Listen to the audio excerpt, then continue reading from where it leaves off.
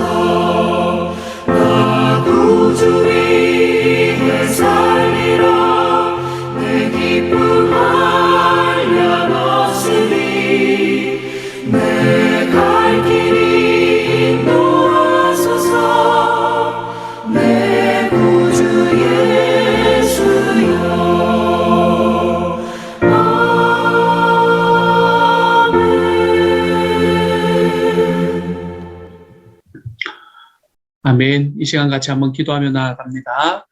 사랑하는 하나님, 하나님께서 저희들에게 주신 하나님의 은혜가 참 큽니다. 주님께서 저희에게 주신 주님의 은혜를 조차 오늘 하루도 살아갈 수 있도록 주님 도와주시고, 하나님, 주님께서 저희를 위해서 십자가에 달려 돌아가셨다는 그 사실로 인해 우리의 삶 속에서 우리 주님을 섬기며 나아가는데, 충성하며 나아가는데 부족함이 없는 하나님의 사람들이 다 되도록 주여 도와주옵소서. 오늘의 말씀 속에서도 우리가 하나님 좀 어려운 말씀이지만 이 말씀 속에서도 우리 주님을 오늘 하루 살아갈 주님의 지혜를 하나님 깨달을 수 있는 시간 될 수 있도록 하나님 도와주옵소서. 모든 말씀 우리 주 예수님 이름으로 기도드립니다. 아멘. 오늘 우리가 함께 읽을 말씀은 누가복음 16장 1절부터 18절까지의 말씀입니다.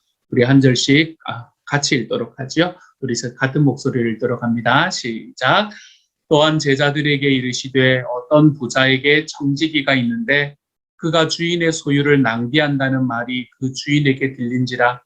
주인이 그를 불러 이르되 내가 네게 대하여 들은 이 말이 어찌 됨이냐.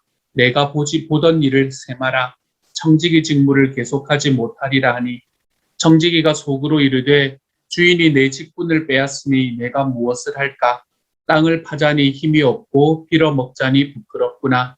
내가 할 일을 알았도다. 이렇게 하면 직분을 빼앗긴 후에 사람들이 나를 자기 집으로 영접하리라 하고 주인에게 빚진 자를 일일이 불러다가 먼저 온 자에게 이르되 내가 내 주인에게 얼마나 빚졌느냐 말하되 기름 100마리니이다. 이르되 여기 내 증서를 가지고 빨리 앉아 50이라 쓰라 하고 또 다른 이에게 이르되 너는 얼마나 빚졌느냐 이르되 밀 100석이니이다. 이르되 너는 내 증서를 가지고 80이라 쓰라 하였는지라. 주인이 이 옳지 않은 청지기가 이를 지혜 있게 하였으므로 칭찬하였으니 이 세대의 아들들이 자기 시대에 있어서는 빛의 아들들보다 더 지혜로움이니라. 내가 너희에게 말하노니 불의의 재물로 친구를 사귀라. 그리하면 그 재물이 없어질 때에 그들이 너희를 영주할 처소로 영접하리라. 지극히 작은 것에 충성된 자는 큰 것에도 충성되고 지극히 작은 것에 불의한 자는 큰 것에도 불의하니라. 너희가 만일 불의한 재물에도 충성하지 아니하면 누가 참된 것으로 너희에게 맡기겠느냐? 너희가 만일 남의 것에 충성하지 아니하면 누가 너희의 것을 너희에게 주겠느냐? 집 하인이 두 주인을 섬길 수 없나니 혹 이를 미워하고 저를 사랑하거나 혹 이를 중히 여기고 저를 경히 여길 것임이니라. 너희는 하나님과 재물을 겸하여 섬길 수 없느니라. 바리새인들은 돈을 좋아하는 자들이라 이 모든 것을 듣고 비웃거늘 예수께서 이르시되 너희는 사람 앞에서 스스로 옳다 하는 자들이나 너희 마음을 하나님께서 아시나니 사람 중에 높임을 받는 그것은 하나님 앞에 미움을 받는 것이니라. 율법과 선지자는 요한의 때까지요 그 후부터는 하나님 나라의 복음이 전파되어 사람마다 그리로 침입하느니라.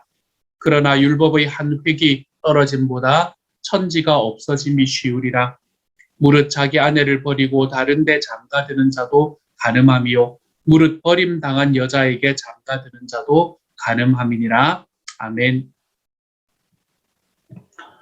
누가복음 16장 1절부터 나타나는 이 말씀은 소위 말해서 불의한 청지기의 비유라고 이야기하는 말씀입니다.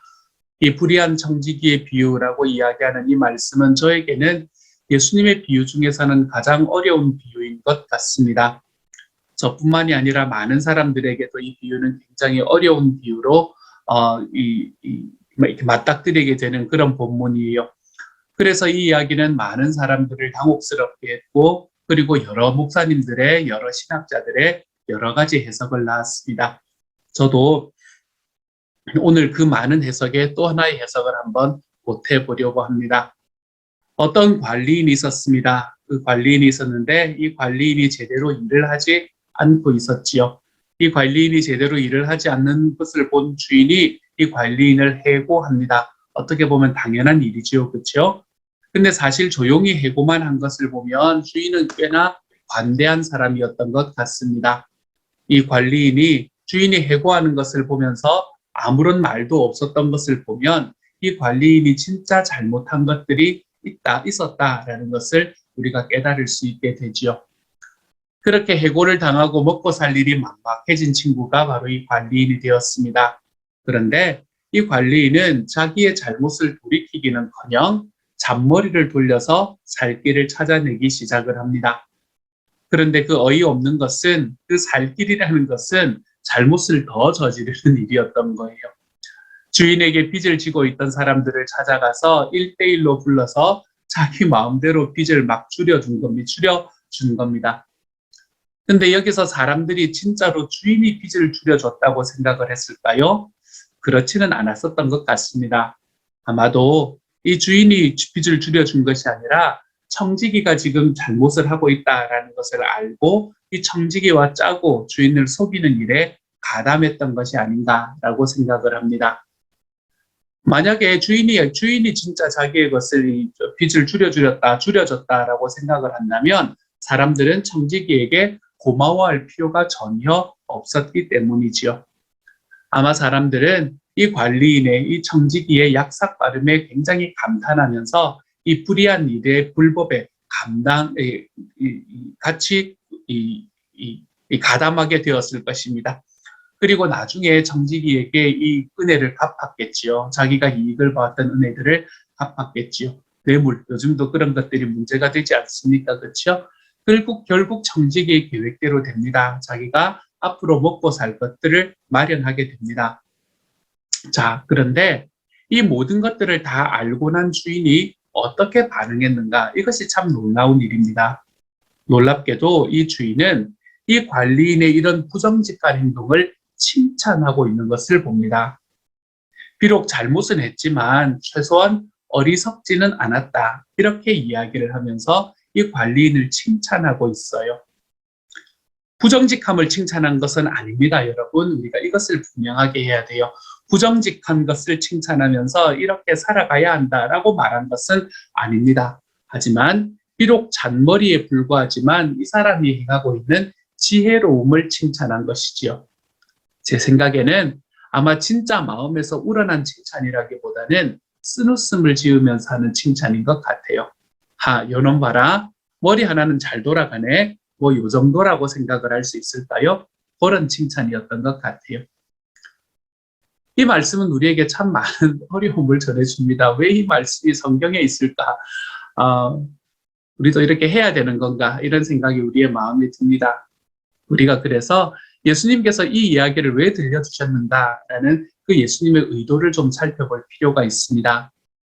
예수님이 지금 그때 당시의 사람들을 보실 때에 빛의 아들들, 다시 말해서 예수님을 믿고 하나님을 믿는 사람들이 너무 어리석다라는 것이 이들의 문제라고 생각을 했기 때문에 이러한 비유를 주셨던 것 같습니다. 그래서 이 예수님을 믿는 사람들의 어리석음을 일깨우시기 위해서 일부러 이렇게 비윤리적으로 보이기까지 하는 이런 충격적인 이야기를 들려주신 것이지요. 어떤 어리석음을 말하는 겁니까? 바로 불의한 재물, 즉 이 세상의 재물을 섬기고 있는 그 모습, 그것을 바라보면서 예수님께서는 이 메시지를 전하고 있는 것입니다. 그러면서 예수님께서 하시는 말씀은 무엇인가 하면 9절의 말씀에서도 그 이야기를 하잖아요. 그렇죠? 너희가 세상에서 살아가는 삶 속에서 돈은 하늘에 쌓아야 된다라는 것을 이야기를 해주고 있습니다. 돈은 친구를 사귀는 데 써야 한다라고 이야기하죠. 여기서 친구를 사귄다라는 말은 무엇을 이야기합니까? 예수님은 누구의 친구였어요? 세리와 죄인들의 친구다라고 이야기를 했지요. 즉 예수님을 믿지 않는 사람들을 섬기고 가난한 사람을 구제하고 그리고 그들에게 복음을 전하는 일에 사용되어야 한다라고 이야기하고 있는 것이죠. 이것이 지혜로운 청지기의 자세입니다. 그리고 주인의 이야기를 오늘의 예수님의 비유에서 이야기가 되는 이 주인의 말을 빌어보면 그것은 옳기까지 하다라는 것을 우리에게 이야기를 해주고 있지요. 기억하십시다, 여러분. 돈은 하늘에 쌓거나 친구를 만드는 데 써야 합니다. 가난한 사람을 구제하고 주님을 믿지 않는 분들을 주님께로 돌이키는데 우리의 물질들이 좀 사용되는 것. 우리가 그렇게 살아가는 삶을 살아갈 때 하나님께서는 우리를 지혜롭다라고 이야기하실 것입니다. 이처럼 잔머리를 굴려서 자기의 살 길을 마련했던 청지기의 이야기를 들려주신 예수님께서는 10절의 말씀부터 시작을 해서 제자들에게 이제는 직접 권면하시는 말씀을 보여줍니다. 10절부터 시작해서 나타나는 예수님의 권면의 가장 핵심적인 것은 무엇인가 하면 너희가 하나님께 충성해라 라고 이야기하는 메시지이지요. 그런데 문제는 그 충성을 가로채려는 존재가 있다라는 것이 문제가 됩니다. 하나님께 드리려는 충성을 가로채려는 존재, 그것이 무엇인가 하면 돈입니다. 돈. 그래서 오늘의 말씀에서도 돈에 관한 이야기와 충성에 관한 이야기를 함께 같이 놓고 이야기를 하고 있는 것을 보게 되지요. 오늘의 말씀에서 지극히 작은 것, 불의의 재물. 이 불의의 재물이라는 것은 부정직하게 모은 재물이라기보다는 천국 보화와 대조되는 개념으로 이 세상의 재물, 이것을 의미하는 거라고 생각을 하시면 됩니다. 그래서 지극히 작은 것 10절, 11절에서 불의의 재물, 그리고 12절에서 남의 것, 이것이 한 세트가 되는 거고요. 그것과 연결된 것이 큰 것, 참된 것, 그리고 너희의 것, 이것이 다 연결되는 한 세트가 되는 것이지요. 각각의 의미를 좀 세세하게 해석하려고 하면 시간이 너무 많이 갑니다. 그래서 이것을 묶음별로 이렇게 보시면서 어떤 느낌인지 정도만 이해하고 계시면 될 것 같아요. 앞에 것이 중요합니까? 뒤에 것이 더 중요하다고 이야기하십니까? 당연히 뒤에 것들이 더 중요하고 더 본질적인 것이다 라고 이야기하고 계시지요. 그러면서 이야기하시는 게 충성이라는 단어입니다. 충성이라는 단어. 이 충성이라는 덕목은 여러분 어떤 일을 하는가라는 것으로 평가되는 것이 아닙니다. 충성은 어떤 자세로 하는가 이것으로 평가되는 것이지요. 특별히 우리가 사소한 일을, 사소해 보이는 일을 처리하는 방식을 보면 또는 사회적인 지위가 낮은 사람을 대하는 그 사람의 모습을 보면 우리는 그 사람의 본심이 무엇인지를 알 수 있게 됩니다.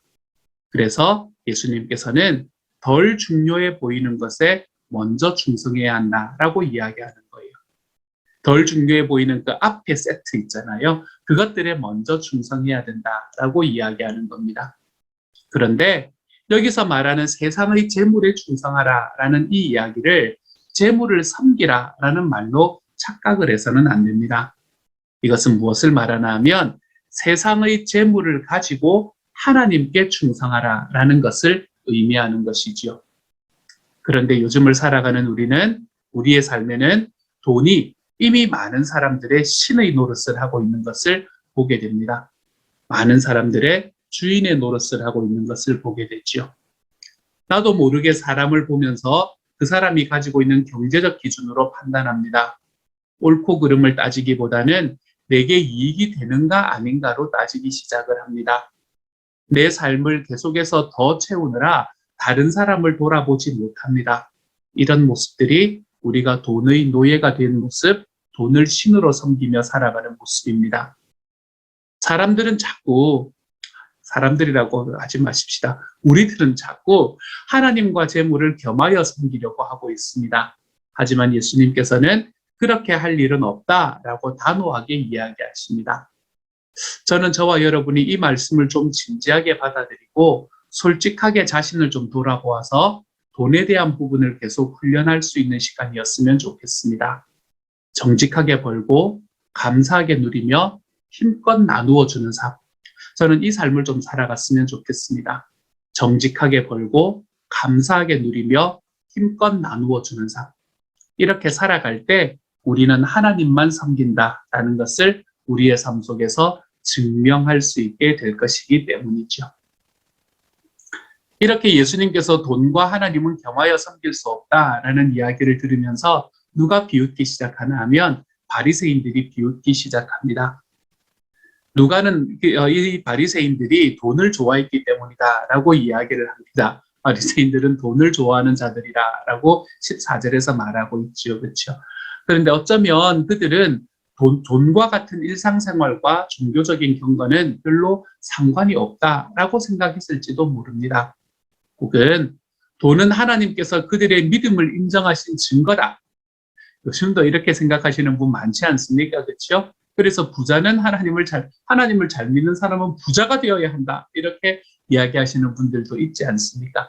그래서 돈은 하나님이 그들의 믿음을 인정하신 증거다라고 생각을 했는지도 모릅니다.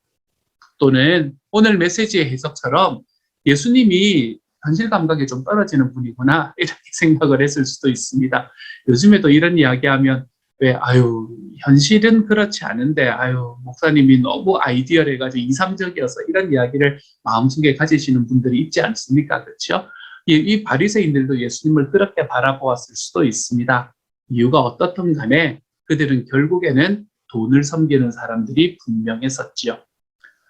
그런데 그들에게는 또 하나의 문제가 있습니다. 돈을 섬긴다라는 것을 넘어서서 그 스스로를 옳다고 생각하며 가르치고 있다라는 문제가 하나 더 있었습니다. 스스로를 옳다고 생각하고 사람들을 가르치며 또한 사람들에게 존경받는 것을 즐기는 삶. 이게 바로 바리새인들의 삶이었던 것이죠. 여러분 오늘의 말씀의 14절에 보면 15절인가요? 15절에 보면 스스로라는 단어가 나타나지 않습니까? 그렇죠? 근데 성경에서는 이 스스로라는 단어가 거의 다 부정적으로 사용되는 것을 볼 수 있게 됩니다. 이 스스로라는 단어는 하나님을 의지하지 않고 자기 자신을 의지하는 모습, 즉 겸손하지 않고 교만한 모습을 묘사할 때 잘 쓰이는 단어가 바로 이 스스로라는 단어이지요. 사람들은 그의 겉모습을 보면서 존경했지만 내면을 보시는 하나님께서는 이 바리새인들을 미워하셨습니다. 물론 여기에서는 사람들의 존경을 받는 자체를 문제 삼는 것이 아닙니다. 무엇을 문제 삼나 하면 하나님의 시선보다 사람들의 시선에 집중하고 있는 모습, 이것에 대한 이야기를 하고 있는 것이죠. 그래서 이들은 돈을 섬길 뿐만 아니라 명예도 함께 섬기고 있는 사람들이었습니다. 예나 지금이나 그들이나 우리나 별로 다른 일이 없는 것 같아요. 그들이 돈과 명예를 쫓았듯 우리도 돈과 명예를 쫓아다니고 있으니까요. 우리가 진정 누구를 섬기고 있는지, 누구의 시선을 중요하게 여기는지 우리가 다시 한번 생각해 보아야 하겠습니다. 하나님은 우리의 겉모습을 보시는 것이 아니라 하나님은 우리의 내면을 보고 계시다는 것을 기억하시면서 말입니다. 바리새인들이 이렇게 하나님 앞에서 스스로를 옳게 여긴 이유가 뭘까요? 그것은 자기들은 하나님의 율법을 잘 지키고 있다라고 생각을 했기 때문입니다. 그런데 예수님께서는 나는 율법을 잘 지키고 있다라고 이야기하는 이것에 대해서도 두 가지 방향으로 비판하는 것을 오늘의 마지막 부분에서 볼 수 있게 됩니다. 먼저 바리새인들은 이 율법이 예수님을 가리키고 있다라는 것을 알지 못했던 사람들이었습니다. 율법과 선지자의 예언은 세례 요한의 때까지였으며 예수님께서 오심으로 인해서 완전히 완성되고 성취되었습니다. 즉 예수님을 기준으로 해서 구약, 예전의 언약과 신약, 새로운 약속이 나뉘게 된 것이지요. 그리고 이제 율법을 완성하신 예수님께서 하나님 나라의 복음을 선포하셨습니다. 그리고는 이 하나님의 나라 복음 안에서 유대인뿐만 아니라 모든 사람들이 하나님의 나라로 들어가려고 뜨겁게 몰려들기 시작하는 때를 맞이하게 됩니다. 그런데 정작 율법을 잘 알고 있고 율법을 잘 지키고 있다고 스스로 자부하던 바리새인들은 냉정하게 예수님을 거절하고 있습니다. 그렇다고 율법이 폐기된 것은 아닙니다. 몇 가지의 제사법들은 폐기되었습니다마는 폐기되었습니다마는 어떤 것들은 그 율법의 본질이 드러나면서 더 엄격해지기도 했습니다. 바리새인들의 두 번째 잘못은 바로 이것과 관련돼 있어요. 바리새인들은 율법에 담긴 본질은 무시하고 형식만 따지는 경우가 많았거든요. 그 예를 18절에서 간음에 관한 이야기를 하고 있는 겁니다.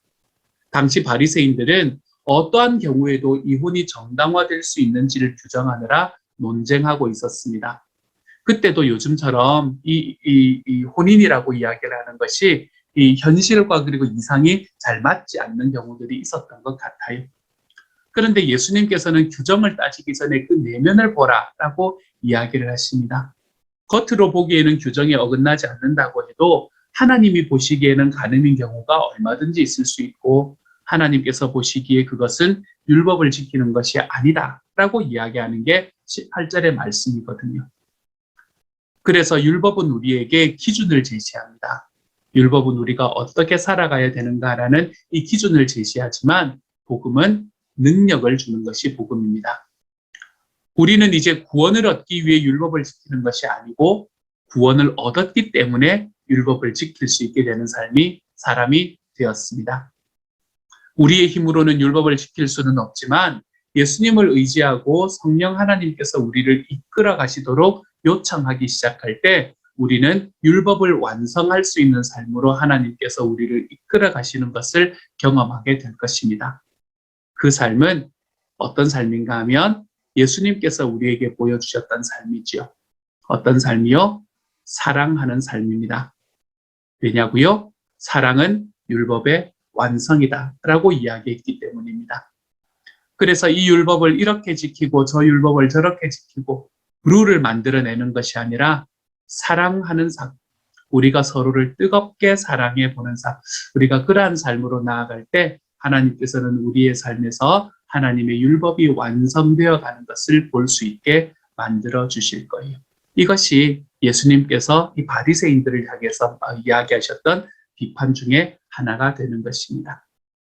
사랑하는 여러분, 오늘 저는 여러분에게 이 전체를 하나로 이으면서 각각을 네 가지로 나누어서 설명을 드렸습니다. 여러분, 돈은 하늘에 쌓으면서 살아가십시다. 가난한 사람을 구제하고 복음을 전하는 일에 사용하며 좀 살아가 보십시다. 그리고 또한 우리의 삶의 물질이라는 것은 정직하게 벌고 감사하게 누리며 힘껏 나누어 주면서 좀 살아가 보십시다. 그래서 우리가 하나님을 섬기고 있는 사람이라는 것을 그것으로 좀 증명해 보십시다. 사람들처럼 우리도 돈과 명예를 쫓아가는 삶에서 좀 내려와서 우리는 우리의 내면, 내가 누구의 시선을 중요하게 여기는지, 내가 지금 누구를 섬기고 있는지를 다시 한번 생각해 보는 시간을 가질 수 있었으면 좋겠습니다.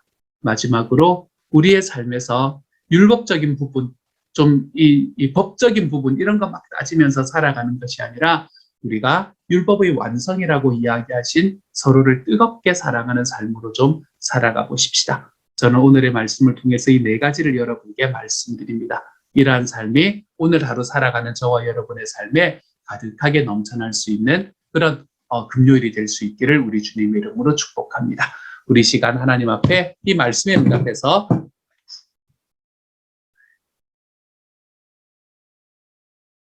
제가 나오나요?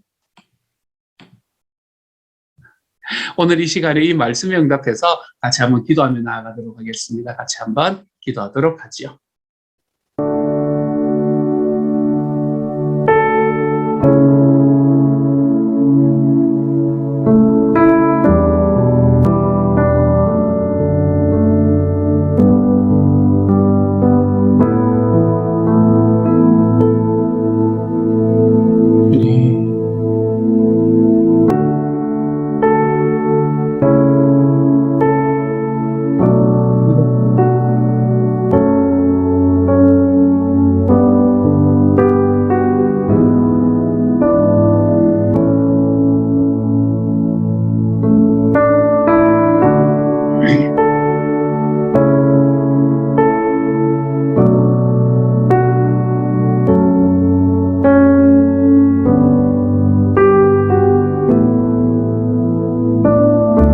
율법의 완성, 사랑이 돼.